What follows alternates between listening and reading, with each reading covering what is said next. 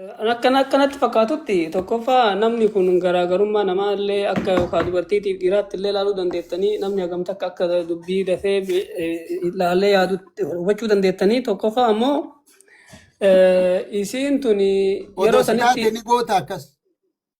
yaa osoo namni tokko gas irratti nabbahee waan sun dogongora ta'uu isaa eegana himeen booda hin godha yeroo saniyyuu beeynaanu tokkoffaa gas irraa buusteemi. Yaa dhiifama gaafachuu maaltu dhoogire? Ani hin beekne waan kana inni kana ta'uu namni kun kana ta'uu hin beekne jechuun dogongora fuudhee fudhatuudhaani. Hawaasa kiyya dhiifama wallaalaan godhee dhiifama maaltu dhoorgedha bara amma gaafin. Yoo dabna nan ta'e. Leemman yoo kuni duuluma. Isa qofaa miti isa qofaa miti dhaga'i isa qofaa miti arsilleen akkasuma gootee kan maaltu isii jechisiisa. Yoo akkana jedhan amma maaltu itti dhaga'amati.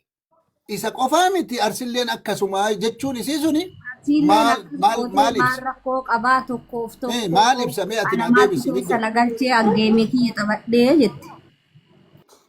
Okay, nama sadarkaa gosaatitti wallo qofaa mi arsilleen akkasuma gootee jettee gosummaa ibsite. Namni kun wallaalan godhe jettee adda. Ani waan akkasitti argan jiru ani waan ani hubadde bichaan akka yaada kiyyaatti wanti ani hubadde osoo hin beekin waan san gochuu isiiti malee laali kun amma hawaasa wal jibbisiisuu hawaasa wal burjaajessuu haguma qabbanaa'e kana akka hin qabbanuufne akka namni walitti ka'uuf waan akkanaa uumuu isiittu na gaddisiise.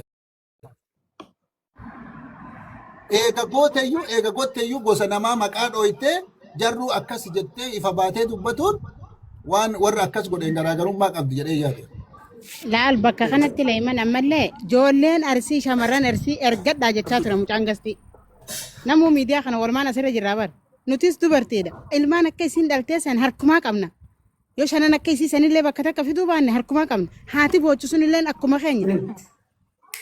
Tokkicha kanaan qaba tokkicha kun ijaan na baqee jettee gaafa isiin boochu maaltu isin dhagaama isiin. Arra odoo abbaan fedhe bakka kana abbaan kiyya kana dhalee dhufe isii saniin hin caalsisu an.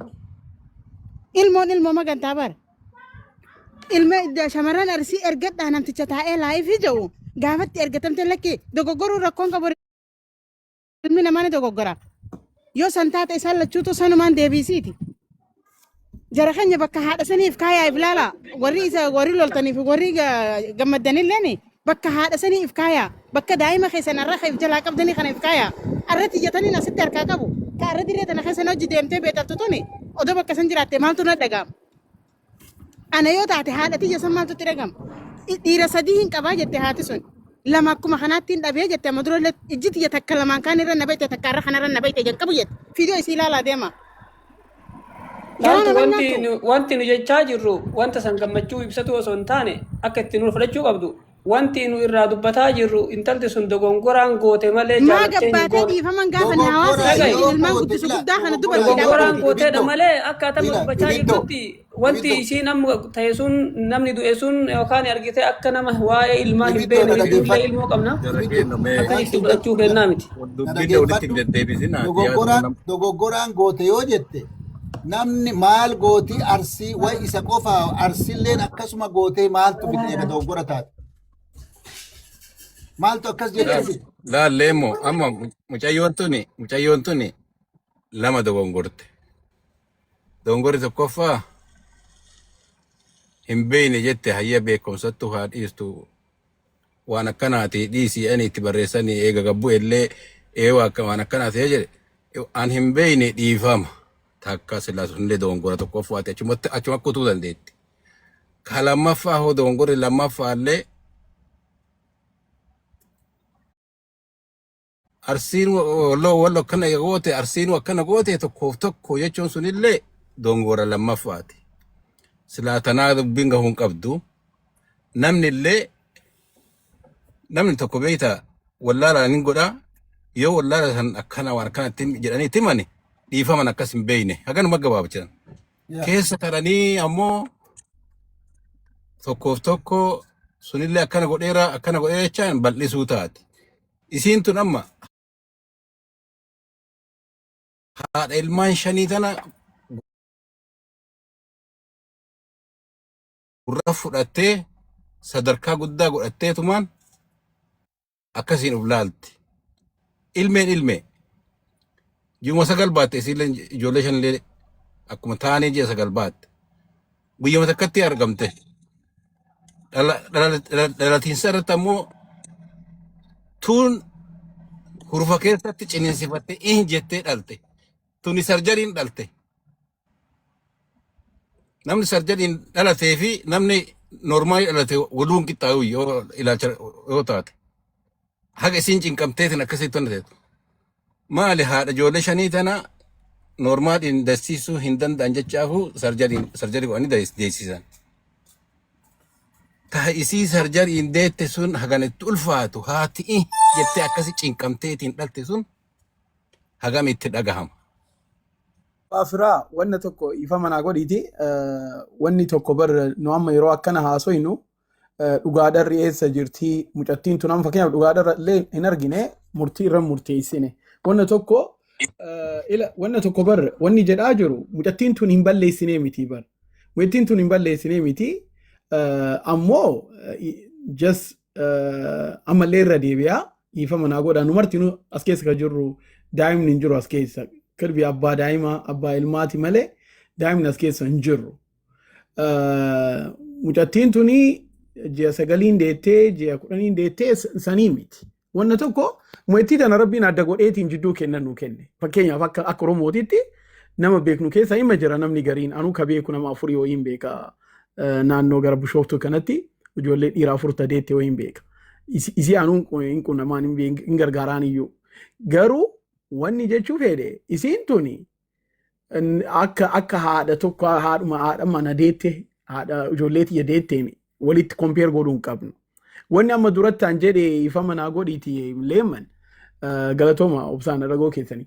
Leemmanaati wanni amma duratti waa'ee irraa dubbanne sanii biyya kanatti yoo hireen akkanaa kun dhaltiin akkanaa kun dhalatu haappiniin akkanaa kun dhalatu provaayidii guddaa qaba. Kaa'amma ila siin jedhe sanii provaayidii guddaa qaba jechaan uduu amma namni dhiirri jabaa wayii namni immigireeshina keessa dalagu istaatasii isii kana informeeshina isii kana immigireeshina galchee immigireeshina adda addaatiitti weestarnii kana uduu galchee kirbii niyuusii gurguddaan kirbii biyya kamittu biyya kam deemuu feetaan fedhii isiitiin filannoo isiitiin as dhufte jecha.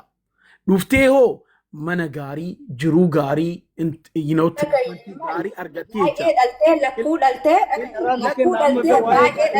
dubbachuu miti leemman takkatti ijoollee 5 dhaltee arakee fi isii akka batiraantuun goonaa jechuudha. Wanni tokko ammoo ani ifa manaa godhaati. Shantama gisee takka yoo dhalte wanni takkitti tana jedhee achi booda nama dabarsaadha. Waanuma takkitti wani jira.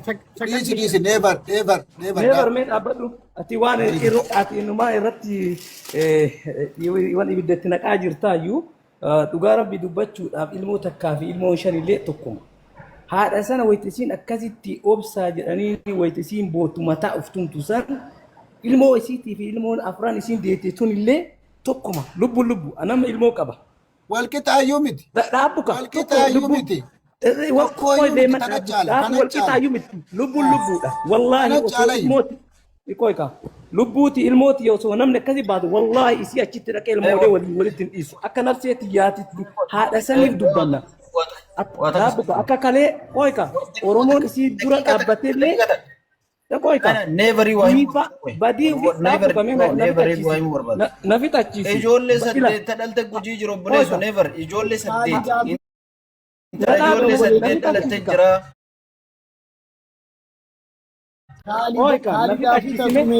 Nafi tachiisi. Badii isii irraa haa deebitu malee haa adabamtuu namni jedhe tokko hin jiru. Waan jette san irraa dhageenye jira viidiyoo isii maqii yeroo baay'ee itti dogongortee bakka kana dhaabbadhe ilmootii biratti fajjeessa maal jedhamuun qabu dhaggeeffadhu kan hawaasni dogongortee dhugaadhaa bu'an tasa seene dogongoraan seene beekaanu seentu dogongoraan seente dhiifame yoo jette dogongoraan seenetti hawaasni gaafatti sababicha irraa barbaada an akkas ta'a maal ta'a jechuun maal berraati an haadha san illee beekee miti isiifillee bara akkanuma quuqamna Atammoo waa'ee migireeshinaa, waa'ee sii maaliidha, dhalaa hojjaatii kan argame dhala faranya horii faranjiiti isin ilmoo isiitii fi ilmoo mucaan Mana dubbisuu tokko. dhaabbateef durataniif deebisee Ipo nothing wallahi ilma qaalummaan boone jennaan wanna ilma rahii wanna turaan du'in jedhan. Ani akka ilmooti asitti ilaalu kanatti wallahi ilmoo jaallisanii ilaalu. Never, please. Dhaabbadhu Akka waan taateen hin beeku sirrii hin gubanne namni yoo hin gubatiin berkaa hin argu akka haadha sana akkasiin qalbii cabde isiifis oromoo hundaafu kutaa hundaafu ni dubbanna tokkuma lubbuudha maa lubbuun nama hiyyeessaa seeraan ala baatii lubbuun miskiinaa maa baati malee nuti kun arsoomaa kun walloodhaa kun maalidhaa miti lubbuun sun seeraan ala maa baate warri eega baate ammoo irratti ashoofuu irratti taphatu kunillee seeratti dhiyaachuu qabaa lakki seerri yoo gaafati haa gaafatu jechaadhaaf malee lakki isiin haa hudhamtu haa ajjeefamtu ilmaan bira haa duutu namni jedhaa jiru tokko hin jiru warri ammoo abukaatoo taatanii fi dhuftan irra daran nama gubdan wallahi dhugaa isinitti hima daran nama gubdan maaliif uf deebaa laalladhaa dhiifama jedhaanii deebii attachuuf duuba isii qoramtan namni isiin haa saqqalamtu jedhaa jiru hin jiru namni isiin haa hudhamtin ka ajjeese caala ka eega namni ajjeese bakka sanitti itti tuufisan irra badaan isa nama ajjeesirra ka ajjeese bira hookii dogongoraan ajjeeseerri nama ajjeesee fi nama du'e san irratti ashoofe akka tokkottuu laalu sun hookii waan biraa keessa seenee ajjeesuun mala waan sammuun tuqamee ajjeesuun akka biraatitti ilaala gagaruu eega du'e dhaqee irratti beekame santu badaa yakkamaan isa warri amma kan godhe kun yakkamaan bakka hojii jiraa fi ifama. Wanna tokko hayya galatoomii. Wanna tokko hayyuu si dursa.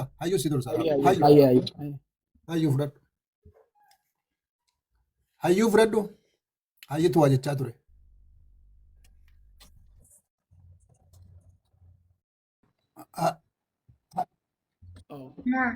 Jechuu barbaadu hin dhagahama sagalee hin dhagahama. Hin dhagahama. Deeman? Hin dhagahama. Okay, tole galatooma. Hedduu isaa dheeraas keessa turre waan dubbatini neevar mattaasaa ture waa baay'ee tokko nama hubachiisuudhaa fi waa baay'ee guguddaa ture. An viidiyoo hojjettiisanii kan cittee asirra deddeemtu argaa ture. Duraan dursa ilmi namaa haati kennillee ni munu dhalte namni hundinuma dhala. Ka saddeet dhalillee hin jiru. Karaa gujii kanatti intaloon takka ijoollee saddeeti dhala. BBC waa'ee siin haasofne jinni waa'ee siin haasofne nama saddeet dhalte addunyaa kana kudha lama dhaltallee hin jiru. Dubartiin sigan hojii gad shan dhaltee fi waa'een isii agartee ol fuudhanii akka agartee waan isiin kanaan beekamte argachuu jechuun abadan hin danda'amu akkasitti. Maaliif waan biraa waan taasise. Wanni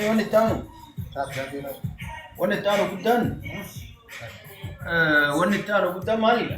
Nuti akka nama tokkootitti nami gaafa ilmi namaa nama ajjeesee keessattuu eega ajjeese nama sana agartee gumaan ijjaatuu hin baqin arda mana isii agartee ol fitee gaafa dhiifamoo gaafa jedhanii akka biraa fuudhuun isii dhugaa rabbii dubbachuudhaa fi ani sidaa fi umar namicha agartee mucaa sana ajjeesanii garaagarummaa hin qabu. Ta'e intala siqqoo mandooti garuu waan intala siqqoo mandoo taatee fi nama agartee dhiiga namaa ajjeesi waliin taa'e akka nama sanitti ilaala akka mataa kiyyaatti jechuudha. Tokko isa sana. Inni lammata warri sirraa dhifeessa waa godhaa jiru kun bitti saalfadha. Because sababni isaa maali? Wallaaltagii miti isiin wallaalta akkuma nama hedduun jedhe gaafadhuu dhiifamaa jennaan gaafachuu wanni isiin dhoowwe maali? Wanni isiin siqqoo mandoo walitti fide maali? Wanni isiin nama biraatiif kun waan namni biraa godhe tokko wanni isii jechiisu maaltu jira? Abadan hin danda'amu. Akkasuma hin ta'u jechuudha. Kanaaf nuti akka mataa keenyatti isiin yakkamtuudha. Ilmaan isiillee waan isiin garaas qabdee achi garana ooftee garas ooftee ilmaan kiyyallee fixee maarroo godhe jette viidiyoo kana ilmaan dura akkasii waraabde dhagaye. Yoo dhiirsi yoo kan inni narraa fudhatu taate ijoollee sana isaanillee fixee fillee du'aa jette. Viidiyoo sun akkasidha. Yoo kana geettan taate. Siigalee. Wanni ijoollee rasiitiif viidiyoo wanni isee yoo lubbuu isiitiif agartee yakka irratti dha ijoollee isiin ilmaan isirratti bobbeessu tokko hin jiru jechuudha. Hin jiru jechuudha. Siigalee. Hin jiru jechuudha. Kanaaf waan akkasii keessaa bahuu qabdi. Dhiifama gaafadhu hin gaafadhu jetti. Yakkamtuudha jechuudha. Kanuma ilmaan isiillee waan dhabalaniif hin jiru. Isiin ammoo yakkamtuudha. Bakka beekaa jiraatu. Kan akkasiidha akka mataa kiyyaatti. Because maal dhiifama gaafadhu jennaan inni hin gaafadhu jetteen eega jette yakkamtuudha jennee akka yakkatti muruun baay'ee barbaachisaadha jechuudha. Waan ilmaanii lafa taa'anii kanuma agarraa jira. Haywaa jirta haywaa kennamee dubartiidha. Haywaa fudhadhu. Hayaawa Hayawaadha isa. Maal jedha maqaa? Naan jettanii Maal jedha maqaan kee? galatoomaa maayordee Maqaa kee kana dubbisi. Maqaa kee kana dubbisi. maqaa kiyya kan argaatumaan jirtanii dhiisa. Maal jedhaa siin Dhageeffadhaa jedhe? Oromoo maayordi jedha. Maawartii? Maal taatanii ani mee waan deebi'eef isinitti mana beektanillee haa ta'u dhageeffadhaa. Wanni an jechuu jedhu ijaarra barraa naan bisaa Oromoo. Ijaarra barraa naan bisaa. Qoreen rooba keessa nama waraantu ta'ee eeggatanirra rooba keessa nama waraantutu waa jedhe. Maal jettee? Qoreen horaanteeti dhukkubsate ka waraane sun. Jennaani baasaniif nan baasinaa jette. Qoree matu jedhe nan baasinaa jette. Maali jennaani yoo kulkulee bahe malee nan baasinaa jette. Maaliifi ammuma haa baatu jette. Yoo hafee jedhe jette takkeessaa santu marzii ta'a holmatti isinii qabee bahuu naa hoyyaa jettiin jedhan. Dhageeffadhaa Oromoo. Dubartii inni laman beektu takkitti ittiin bulluuf isiniin bulfannu san hin wallaallu. Kaleessa galgala wal bira teennee wal jala teennee dhiifama kadhuu ka jedhanirra ani horra kaawwan dhiifama kadhee dubartii akka kiyyaa dhiifama kadhuu jette. Ka kadhee ka biraa irra deebi'een kadhu jette. Haa jettu. Honni akka bulbulaa namatti moonaa namaa bultus bultumaa tolti jedhan. Honni akka qammanaallee toltu qoraasumaa tolti jedhan. Nu mana hollollee deemnu hin boonna haadhasa hulaa itti ilaallee argaa jirra. Haadha teennallee obboleessa keenya nurra qalani hin boonna waa lama boonna. Nu miti dubartii miti addunyaa asirra gadhaabattee ilmaan ofirraa achi gafurguftee eebadeen anatu bade jettee waan kaatee araarfattu sen nu haa teennullee. Ilmaan teenna agar irraa dhandhu qabnu teenna anti sikkoomantu irraa abbaan irraa dhiqin jiru sikkoomantu ilma keenyatu irraa uumate. Jala taa'eetiniin geemina ergannaan taphadhee addunyaa maa irra jirtu argaan jirtu san dura. Guyyaa san dura gaafa san bichaa geemii argite isiin kaleessaa dheengadda lolarra akka jiru hin agarree. Qaradhi abbaan geega'ii naa kenne jabbiifuu naan taane jedhan.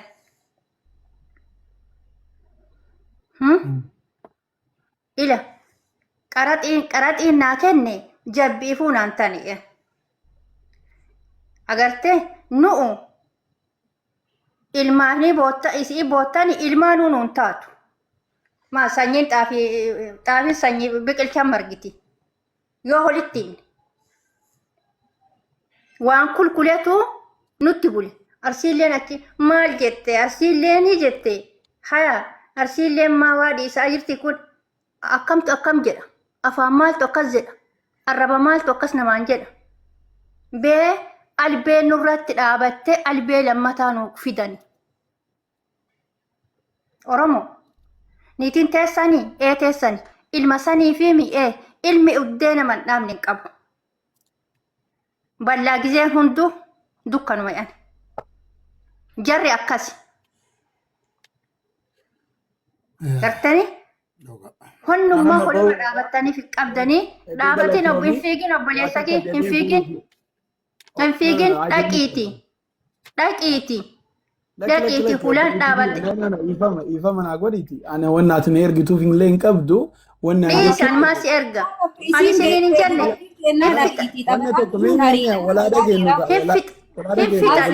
Hin fixadha obboleessa kiyya qaalii.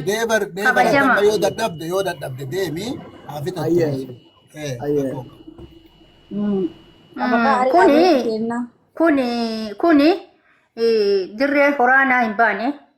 Ektiraa hin duulle ilma tokko yoo duulee gale itti qalan ilma du'ee gale hin awwaalatan dubartiin biyya sin qabdu biyya illee qabdu uddeen deemtee hudduu isii biyye nu ganda qooduun barbaan akka ganda akka wiixaa baqasan sanitti babbaqasinee holi himnee jen ija hollaalluun tan hol jaamsina dubarti jettaniillee nu tuffatanii nurra eenyuun qabina. ebalu dhalee haati teenna bakkee takkitti 8 dhalte. Kun ka shafi'a kun ka duniyaati.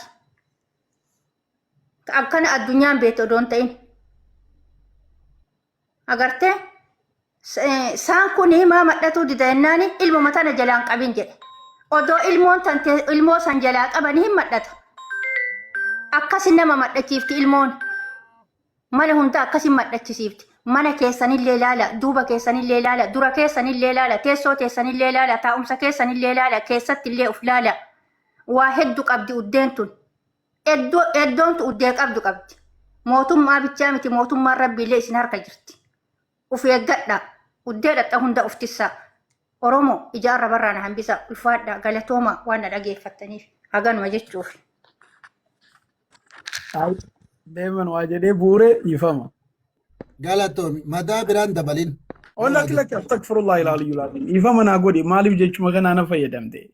Ani wakinnaan obboleettiitii ifama taa'amma dubbatti tuni. Wallahi haasoo inni keetu namatti tola. Akka nama tokkotti ifama yoo qalbiin keessan isin cabe haasoo kiyya irratti ani wakinnaan gamaa gamana qabee yookinnaan ammoo obboleessa keenya akka hin taanetti biyya hin taanetti rakkoo keessa jirurra rakkoo aganaa arguu kiyyaani haadha isa deettee fi akkasuma sabaaf sablammii guutuuni ilmoo namaatii miti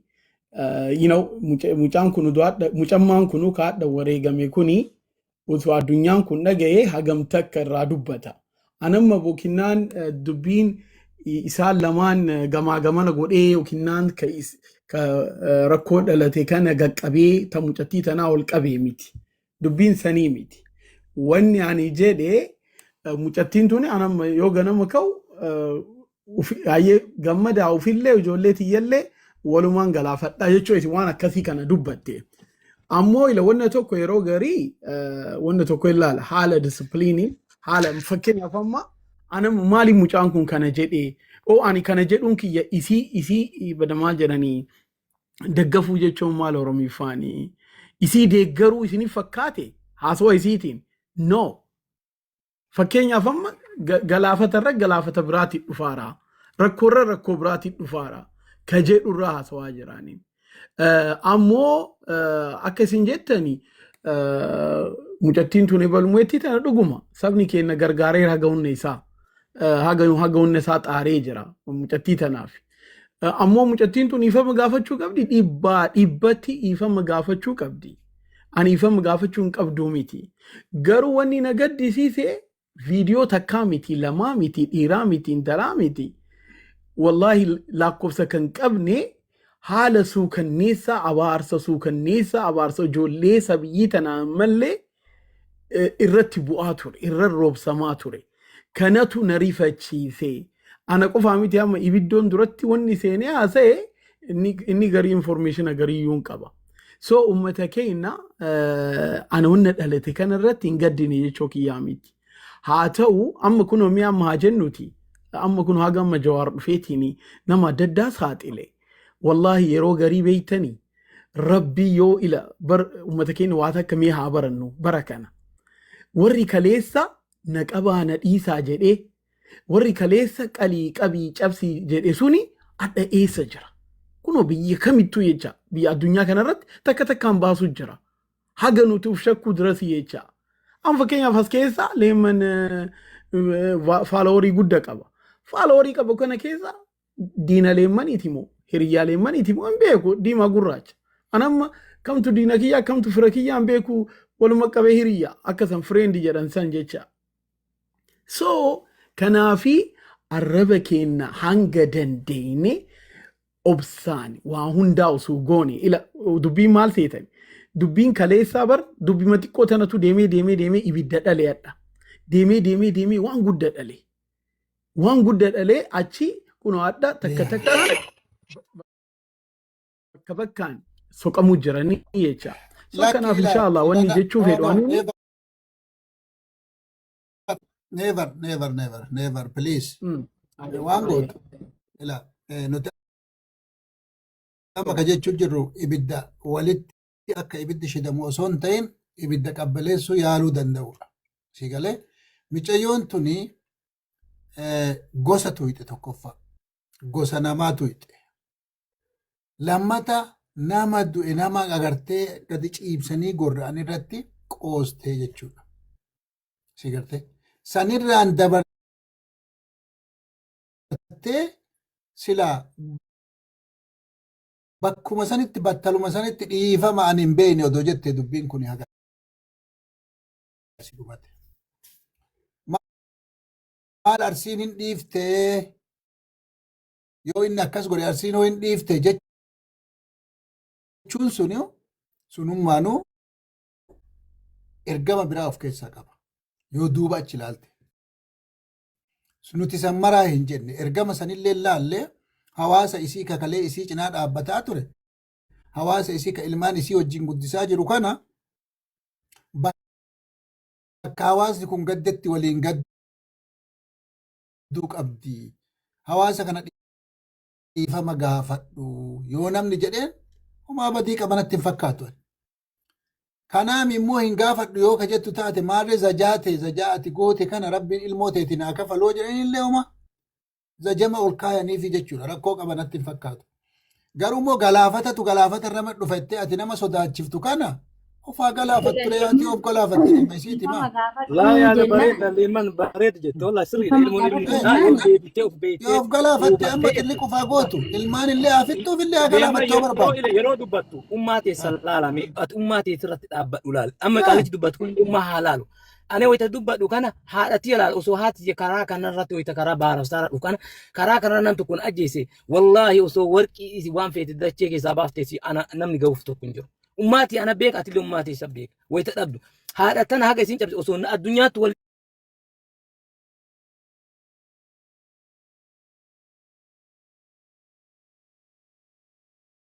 intaati ummati har ana dura mul'ata dhali argi jette oromoo guma maaktu maali irree wayita san argita ana ilmooti osoo namni akkana godhe wallaahi gaara yamanii sani galee garuu ka nama osoo ilmooti baase wallaahi lubbuu ilmooti nama baasisan baasisee deebi'a malee fakkeenya hima. Yeroo isiin ilmoo namaatti qoostu sirriin jirtu jechaanii jirra malee lakki haadha lubbuun isii haa baatu namni jedhe hin jiru. Uf duuba laalladha mee wayita namarraa tokko xabaqaa taatan dura uf laala. Kanaaf galatoome Kaalid galatoome ilaa wanna nama yaada kanatti deebi'eef galaafatamarraan dhufa neebarati jettetu dubbii kanan na deebise. Ufaa galaafattu amma ufaafanniif toofeete ufii badii balleessite ufii waan isiin galle keessa galtee dubbii laayite. Yoo ammoo hawaasni agartee maaf akkana ittiin ufin ajjeesaa ilmaan hin fixa. Dandeenya nama ufaafanniftu akka hawaasatti yoo ta'e baay'ee nu sodaachifti. Tokkoffaa ani mucattii wayii saayibatii ya muuziqaa gadhiifte itti ka'een foloo walirraa qabna Oromoo wal fixaartu muuziqaa dalaydee gadhiifta mataas hin dalagu jedhee yoo dalayde waan Oromoo jeddutti araara buusaa dalagee jedhee yeroo sanitti jecha isiin dhiifama gaafadhu jennaaniin kursii luka sadii kana ka deemu gartee isarra teettee isa shirgootee maasikaa kana kam gooti beektaa? Dhach maasikaa kana godhaa itti barsanuu kadhatanii. Kanaaf neebar kiyya yeroo takka nama jalaa galti akka ati tubatte sani namni yoo siin hubatin laali nama hawaasa keessaa namni tokko ani fayyaadha nama 4-5 keessaa ani fayyaadha yoo jette boo namni tokko fayyaan ta'uu beeki namni 10 maraatee tokkochi keessaa ani fayyaa jedhu san isa santu maraatadha. Si galee jechi kiyya neebar. Nanaagalee dubbiini ani bariin kanaafuu situu iyyuu maraatadha nu keessa hawaasa kana keessaa situ maraatadha takkaa immoo leemman wanna takka laki wanni maraata ka maraata jedhu namichatu maraata jedhaniitiin Amaanueelii geessanii mucaa yoo geessaniin mucaa shimalatti qabaniitiin gamaa gamanaan shimalaan caccabsan mucaa poolis coo'ee arge arandee abdi marmarii raasii marmaralin jedhe namichi martinuu jecha gara tokkooni wanni tokko aniifama naa godhiiti anamma gama tokko taa'eetii miti bar dubbii wanni siin jedhu jiru dubbii ati hawaasa kanaan garaagarummaan ati qabdu maali dhiifama isii gaafachuu kanarratti dhiifama isii gaafachuu maali garaagarummaan ati qabdu dhibbatti dhiifama gaafachuu qabdi. Suuma duuba eessaa si dhukkubse namni illee ka jedhee dhiifamu waa gaafattuudha. Namni illee dhiifamu waa gaafattuudha. Ijoollee irratti abaarsa hangana hin jedhamneetu ka'e. Namni tokko yoo abbaan hamtuu dalage rabbiin ijoolleen akka deebisu beektaati. Amiin bara kana abbamaan deebisaa abbamatti haadee kaarraan jarjarti be'ita ta dur immoo ilmaaniin deebi. tabaranaan jarjarti so kanaafi ani uummata keenya wanni misunderstand na gootan na fakkaata gama tokkooni marattu